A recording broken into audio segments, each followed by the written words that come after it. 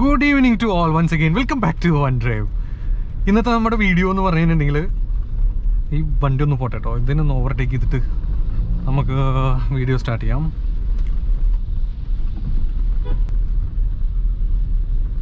റോഡിൽ പഴയ പോലെ ഒന്നല്ല, ഭയങ്കര തിരക്കാണ്. പിന്നെ നമ്മുടെ റോഡിൻ്റെയൊക്കെ ഒരു അവസ്ഥ എന്ന് പറഞ്ഞാൽ ഇപ്പോൾ കാണുന്നുള്ളൂ അല്ലേ, ഭയങ്കര നല്ല അവസ്ഥയാണ്. ഏതെങ്കിലും ഒന്ന് രണ്ട് സ്ഥലം നന്നായിട്ടുണ്ടാവും, അവിടെയും കൂടി ഇപ്പോൾ കുത്തിപ്പൊളിച്ച് ഓരോ പണികൾ ചെയ്തുകൊണ്ടിരിക്കുകയാണ്.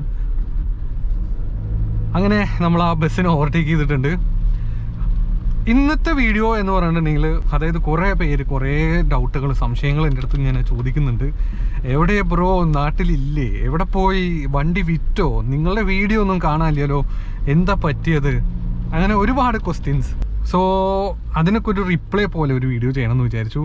പിന്നെ ഇത് നമ്മളുടെ ബ്ലാക്ക് പാന്തർ ആണ് കേട്ടോ.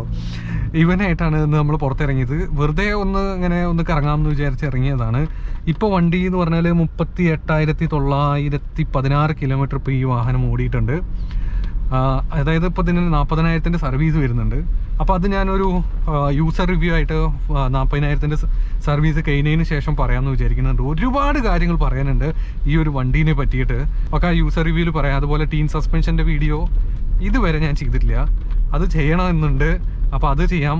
അതുപോലെ പല ആൾക്കാർക്കും ഒരു സെക്കൻഡ് ഹാൻഡ് വാഹനം സ്വന്തമാക്കണം എന്നുള്ള ആൾക്കാർ യാതൊരു രീതിയിലുള്ള ഒരു മിസ്റ്റേക്കിലും പോയി ചാടരുത് എന്നുള്ള വളരെ ഒരു ആഗ്രഹമുള്ള ഒരാളാണ് ഞാൻ.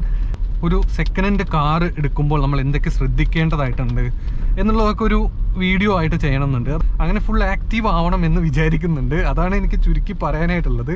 അതുപോലെ ഓരോ സജഷൻസ്, ഓരോ വീഡിയോസിൻ്റെ സജഷൻസ്, പുതിയ സ്കോർപിയോ എൻ്റെ റിവ്യൂ, നമ്മുടെ പുതിയ മാരുതി സുസുക്കി ഗ്രാൻഡ് വിത്താര, ബ്രിസ, അങ്ങനെ ഒരുപാട് അർബൻ ക്രൂസർ, ഒരുപാട് വാഹനങ്ങളുടെ റിവ്യൂ നമ്മുടെ ചാനലിൽ ഇനി വരാനിരിക്കുന്നുണ്ട്. ഇതിപ്പോൾ ശരിക്കും ഞാൻ ലാസ്റ്റിൽ പറയേണ്ട സംഭവങ്ങളൊക്കെയാണ് ഞാൻ ഫസ്റ്റിൽ പറഞ്ഞത്. അങ്ങനെ ആ ഒരു മൂഡിൽ അങ്ങോട്ട് പോയതാണ്, വേറൊന്നുമല്ല. ഈ വീഡിയോൻ്റെ പ്രത്യേകത എന്താണെന്ന് വെച്ച് കഴിഞ്ഞിട്ടുണ്ടെങ്കിൽ, കുറേ പേര് എൻ്റെ അടുത്ത് ചോദിച്ചു, എന്ത് പറ്റി ബ്രോ, ഏകദേശം 8 മാസം 9 മാസമൊക്കെ ആയാലോ, എന്താണ് ചെയ്യുന്നത്, എന്താണ് വീഡിയോസ് ഒന്നും കാണാനില്ല, ഒരുപാട് കമൻസ് വരുന്നുണ്ട്. ഈ വണ്ടി ഒന്ന് പോട്ടെ എന്നിട്ട് പറയാം.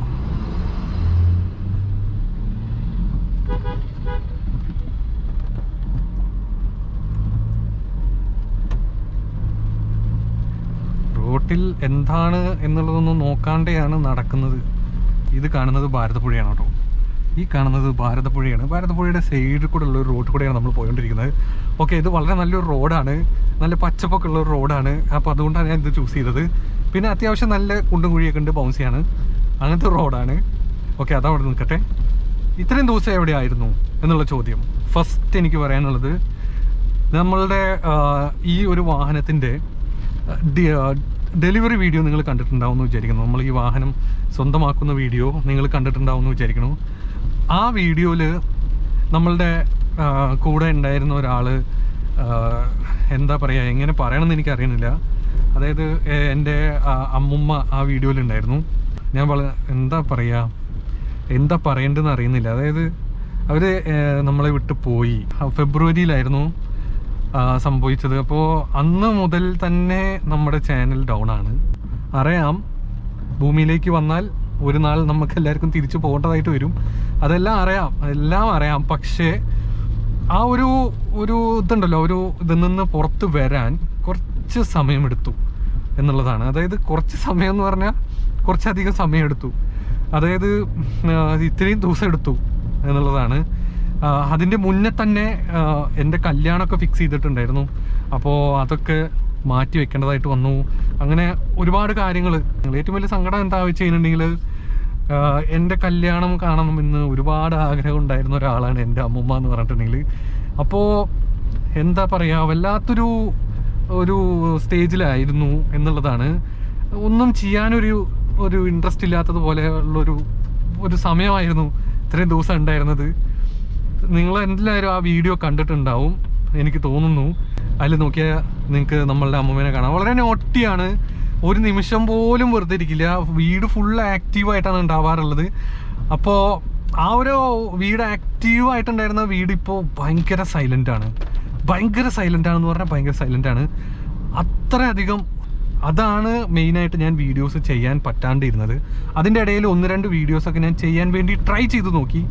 പക്ഷെ എനിക്ക് ആ ഒരു പഴയ എൻ്റെ ആ മുഖത്ത് ആ ഒരു എന്താ പറയുക ഹാപ്പിനെസ്സോ അല്ലെങ്കിൽ ഒരു ഇതൊന്നും എനിക്ക് ഫീൽ ചെയ്യുന്നുണ്ടായിരുന്നില്ല. അപ്പം തന്നെ 2-3 കമൻസ് ആയിട്ടും അതുപോലെ മെസ്സേജ് ആയിട്ടും എനിക്ക് ഇൻസ്റ്റാഗ്രാമിൽ മെസ്സേജ് പലരും എനിക്ക് അയച്ചിട്ടുണ്ടായിരുന്നു. എന്താ ബ്രോ വീഡിയോൻ്റെ സ്റ്റൈലിനൊരു ചെറിയ മാറ്റം ഉണ്ടല്ലോ, എന്ത് പറ്റി അങ്ങനെയൊക്കെ ചോദിച്ചിട്ട്. അപ്പോൾ അതിൻ്റെ റീസൺ ഇതാണ്. എല്ലാവരോടും നമുക്കിങ്ങനെ എക്സ്പ്ലെയിൻ ചെയ്യാനായിട്ട് പറ്റില്ലായിരുന്നു ആ സമയത്ത്. പറഞ്ഞിട്ടുണ്ട് ഇഷ്ടംപോലെ മെസ്സേജ് എൻ്റെ ഇൻസ്റ്റഗ്രാമിൻ്റെ ഇൻബോക്സിൽ കിടക്കുന്നുണ്ട്. എല്ലാവർക്കും ഞാൻ റിപ്ലൈ തരാം, പ്ലീസ് എന്നോടൊന്നും തോന്നരുത്, ലേറ്റ് ആക്കുന്നതോ കാര്യങ്ങളൊന്നുമല്ല. അങ്ങനത്തെ ഒരു സിറ്റുവേഷനിലായിരുന്നു എന്നുള്ളത് പറയുകയാണ്. കുഞ്ഞുങ്ങളെ നോക്കുന്നത് പോലെയാണ് ഞാൻ നോക്കിയിട്ടുണ്ടായിരുന്നത് എൻ്റെ അമ്മൂമ്മേനെ. അത്ര ഒരു അറ്റാച്ച്ഡ് ആയിരുന്നു ഞങ്ങൾ തമ്മിൽ എന്നുള്ളൊരു കാര്യമുണ്ട്. അതായത് ഇതുപോലെ ഈ ഒരു അമ്മൂമ്മയും പേരക്കുട്ടിയും തമ്മിൽ വേറെ ഞാൻ കണ്ടിട്ടില്ല എന്ന് പലരും എന്നോട് പറഞ്ഞു കേട്ടിട്ടുണ്ട്.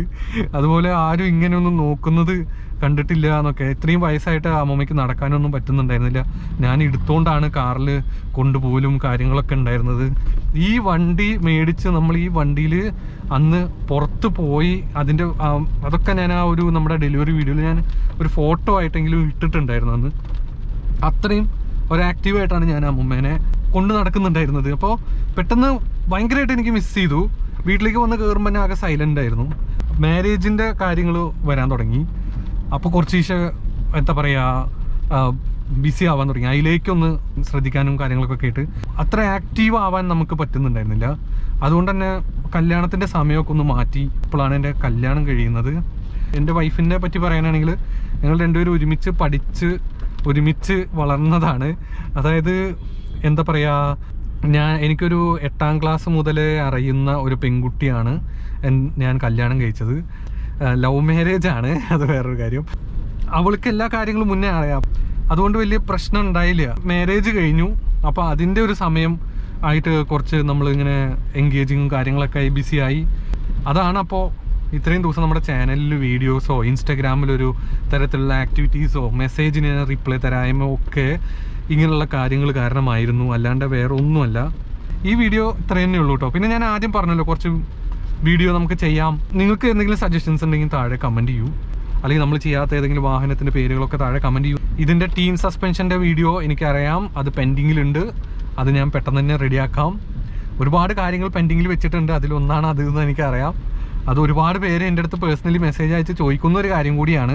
യൂസ്ഡ് കാർസ് വാങ്ങാൻ ആഗ്രഹിക്കുന്ന ആൾക്കാർ എങ്ങനെ ആ ഒരു വാഹനം നോക്കി എടുക്കണം, അതിനെപ്പറ്റി വലിയൊരു ധാരണ ഇല്ലാത്ത ആൾക്കാർ ആരെങ്കിലും ഉണ്ടെങ്കിൽ അവർക്ക് പറ്റുന്ന പോലുള്ള ഒരു യൂസ്ഫുൾ ആയിട്ടുള്ളൊരു വീഡിയോ ചെയ്യാമെന്ന് വിചാരിക്കുന്നുണ്ട്.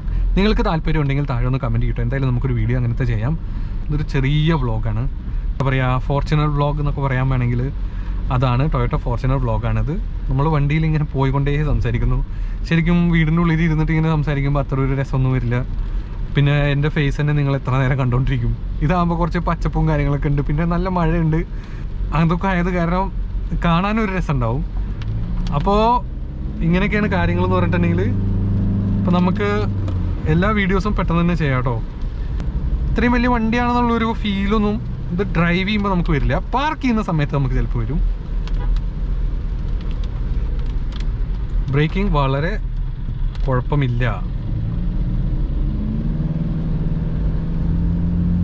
ഇങ്ങനെയാണ് ഇപ്പോൾ ഇതിൻ്റെ ഒരു കാര്യങ്ങളൊക്കെ വന്നിരിക്കുന്നത്. ഇപ്പോൾ സ്പീഡ് കയറുന്നതൊക്കെ കാണാൻ.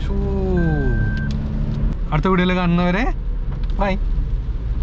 പതിവ് പോലെ വണ്ടി കഴുകി, മഴ പെയ്തു. വണ്ടി എപ്പോൾ കഴുകണോ അന്ന് എന്തായാലും മഴ ഉറപ്പാണ്. ഇന്ന് വണ്ടിയൊക്കെ കഴുകിയിട്ടാണ് ഞാനിപ്പോൾ ഈ ഒരു വ്ളോഗ് എടുക്കാമെന്ന് വിചാരിച്ച് ഇറങ്ങിയത്. ശരിക്കും വേറൊരു കാര്യം കൂടി പ്ലാൻ ചെയ്തിട്ടുണ്ടായിരുന്നു, പക്ഷേ ഈ മഴ കാരണം അതിനിപ്പോൾ ചെയ്യാൻ പറ്റാത്ത അവസ്ഥയിലാണ്.